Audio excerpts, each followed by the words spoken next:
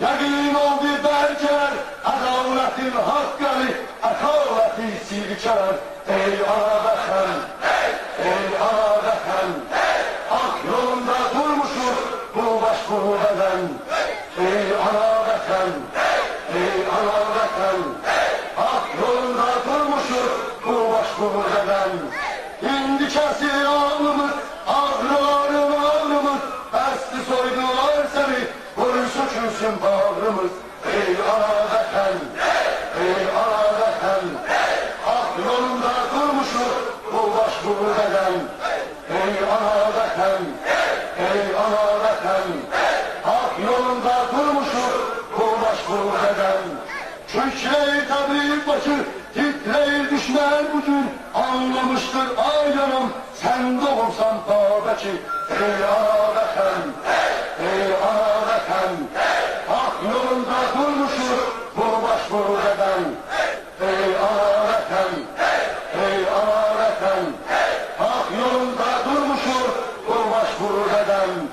Dinimiz, imanımız, hasreti imanımız, hadden ötü dertlerin derman olsun kanımız. Ey ağabeyim, ey ağabeyim, hak yolunda durmuşuz bu baş bu beden. Ey ağabeyim, ey ağabeyim, hak yolunda durmuşuz bu baş bu beden. Sen mukaddes Kabe'niz, gayretin döşenleriz, dalgansın bayrağın, var müsellah sertemiz. Ey ağabeyim, ey ağabeyim, hak yolunda durmuşuz bu baş bu beden. Ey ağabeyim, ey ağabeyim, hak yolunda durmuşuz bu baş bu beden.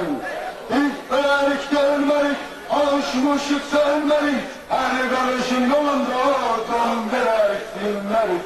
Ey ağabeyim, ey ağabeyim, hak yolunda durmuşuz bu baş bu beden.